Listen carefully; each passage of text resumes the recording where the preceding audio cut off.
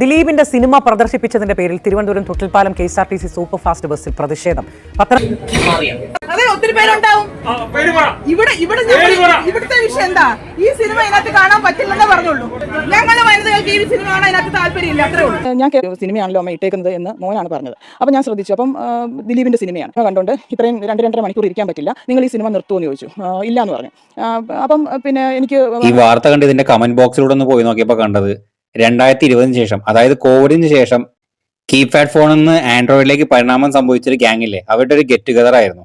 ഈ കമന്റുകളൊക്കെ ഒന്ന് കാറ്റഗറൈസ് ചെയ്യുകയാണെങ്കിൽ ഒരു വിഭാഗം മെജോറിറ്റി സല്യൂട്ട് സല്യൂട്ട് സല്യൂട്ട്, ചേച്ചി കലക്കി, അവൻ അനുഭവിക്കും, ജനപ്രിയ നായിക നിന്നെ വെറുത്തു, ഈ ടൈപ്പ് കമന്റുകൾ. പിന്നെ ആരെങ്കിലും ഇതിന് എഗെയിൻസ്റ്റ് പറഞ്ഞു കഴിഞ്ഞാൽ അവർക്കൊക്കെ റിപ്ലൈ, നിന്റെ വീട്ടിൽ ഇതൊക്കെ നടന്നാൽ മാത്രമേ നീ പഠിക്കൂ. ബസ്സിൽ ഏത് സിനിമ ഇടണം എന്നുള്ളത് കണ്ടക്ടറും ഡ്രൈവറും തീരുമാനിക്കും. നിങ്ങൾക്ക് കാണണ്ടെങ്കിൽ ഹെഡ്ഫോൺ വെച്ച് പാട്ട് കേൾക്കാം, അല്ലെങ്കിൽ പുറത്തെ കാഴ്ചകൾ കാണാം, ഇല്ലെങ്കിൽ നന്നായിട്ട് ഉറങ്ങാം. വരും ദിവസങ്ങളിൽ ഇതിലും വലിയ പ്രതിഷേധങ്ങൾ നമുക്കിനി കാണേണ്ടതായിരിക്കും. കാരണം ഈ 8-ാം തീയതി വിധി വന്നതിന് ശേഷം ഫാമിലി ഗ്രൂപ്പുകളിലൊക്കെ അമ്മാവന്മാരുടെ ആറാട്ടാണ്.